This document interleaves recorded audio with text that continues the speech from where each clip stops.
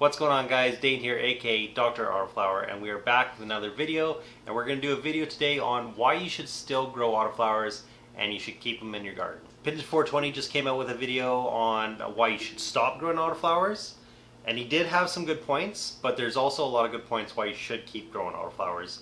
Or what I always say, if it fits your situation, you should grow them. And before we get into this video, guys, I just wanted to give you guys a heads up that I got a documentary vlog coming out. It's going to be the biggest documentary vlog I've ever done. It's over 1 hour long, of the Shambhala Music Festival that we just went to after we did our last harvest. So it's kind of like our after harvest adventures. So definitely check that out. That'll be out in a couple days. So without beating around the bush, let's get right into it, guys. Easier to maintenance. Autoflowers don't really grow massive and super bushy. They seem to be a lot easier to maintain for doing leaf strips and stuff like that. It's just a lot easier to take care of them, and you could also have more in one tent compared to regulars, because sometimes regulars can get really bushy, of course depending on the genetics. But I've had in the past 9 autoflowers in a 4x4 before. So that's a little bit trickier to do when you're doing regular plants. Autoflowers, you can easily do that. If you know the genetics you're growing and you know they're not going to get like massive, it's definitely possible if you want to do a sea of green like that. Next reason is not everyone has or wants a veg garden to have their veg plants or their mother plants or their clones and stuff. Some people don't have that. Some people, it doesn't fit their lifestyle. Maybe it's work, maybe it's just, you know, they just don't like it, they just want one little room. Some people just want to grow one plant at a time. So for some people it just fits them a little bit better. Some people just don't want to do the vegging and cloning and all that kind of stuff. They just want to put some seeds in, they want the plant to grow, produce some buds, and then move on to the next one, try some new genetics, some new strains. Light leaks, you don't have to worry about light leaks like you do with regular plants. Regular plants, you could really mess up your plants if you got light leaks going on. Light leaks can also be like, let's say you're growing outside in a city and the city lights come on. That could actually cause them to hermy or whatever, because they're not getting full darkness. With an autoflower, I think autoflowers are king for growing outdoors on like your balconies and stuff, or your outdoor terrace and stuff. They're a little bit easier and more discreet to hide if you're on like a balcony or something like that. Or let's say if you're growing indoors and you just want to throw a plant in your closet or something, and you just want to throw a light in there, and that's all you want to do to just get one plant going. You could do that with autoflowers. Next reason why you should grow autoflowers is they are just as potent as regulars. I've had many autoflowers that have blown regular flowers away on, a lot of the time, bag appeal. A lot of my autos that I come out with are usually better bag appeal than my regular plants. For some reason they just come out looking amazing and just have a little bit better bag appeal compared to my regulars. They're just super frosty, and the genetics have definitely kept up. They are very much on par. No, they don't get up into the 30s range or like the high 20s, like 28, 29, but I don't really see a need for those all the time. I get by just fine with like something that's like 22%, 23%. For me, flavor is always more important, because like most of the stuff you're growing is pretty high end already. Those small percentages don't really matter to me. The flavor is where it's at, and autoflowers always tend to have just a different kind of flavor that you just don't get with photoperiods a lot of the time. Some of the most dankest, amazing tasting plants I've actually grown have been autoflowers. I'm not going to say all of them have been, but a large amount have been in that category, so you really can't discount them for those factors, for genetics or their potency or whatever. Also, autos produce like a different kind of high compared to regular plants.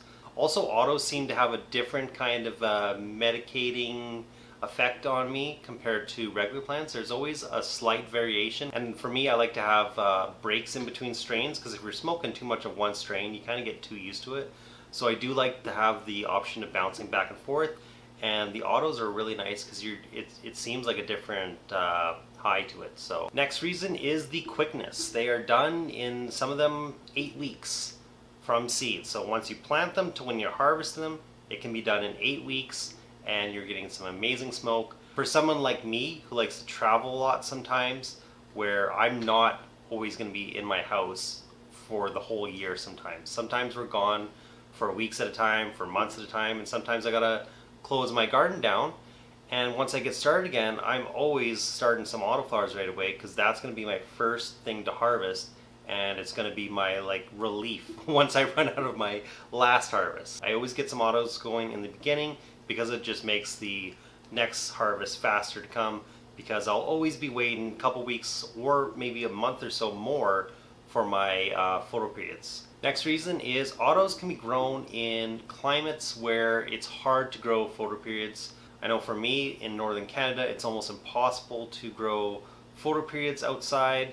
Maybe if you got some amazing weather and it all works out, maybe you could. For me up here in northern Canada, our growing seasons just are too short and you don't have enough time for the actual flowering to finish. From what I saw when I tried growing outdoors, it got about halfway done and then it would stop because it would get too cold at night, so it would pretty much decrease growth. But for autoflowers you can pretty much finish on one season here, and other places like Thailand, where it's 12 and 12 light always. I was told that indicas are hard to grow there because they want to flower straight away outdoors, but if you're growing some autoflower indicas, it wouldn't matter if you had that kind of light. The plants would still go through their vegetative cycle and they wouldn't be thrown into flower right away.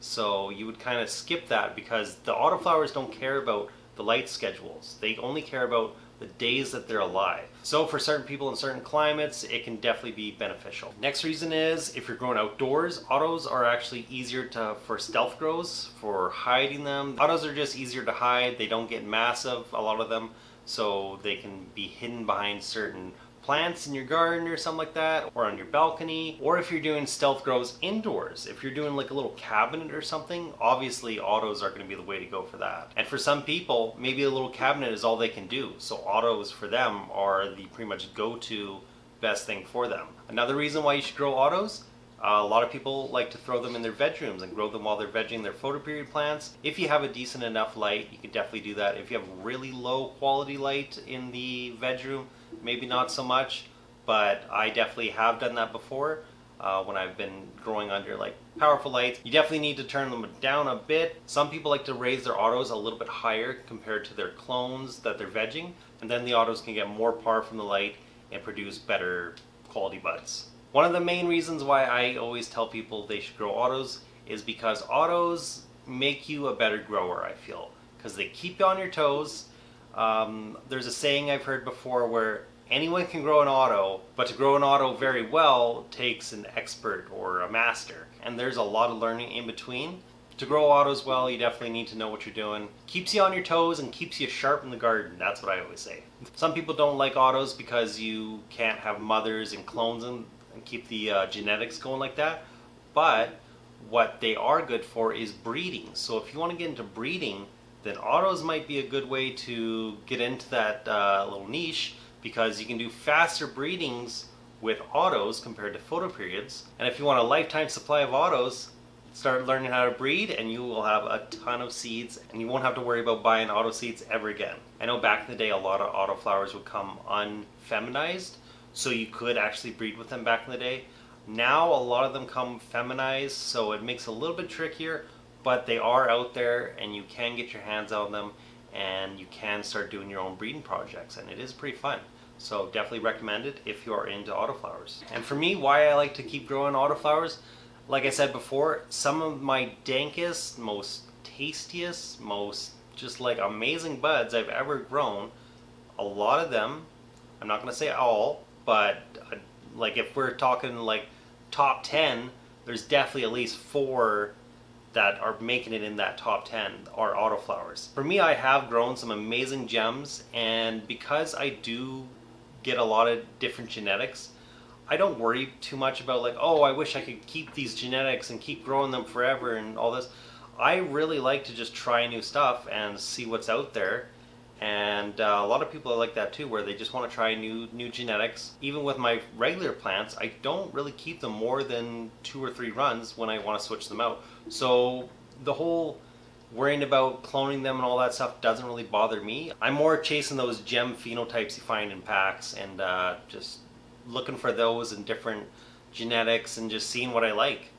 There's always so much to try out. I don't really go back and just regrow strain over and over again unless that's all I have left, but usually I go get new genetics. So I'll end it with this. Everyone's growing situation is different. Everyone's growing rooms and setups is different, but you should always grow to your style, what suits you best.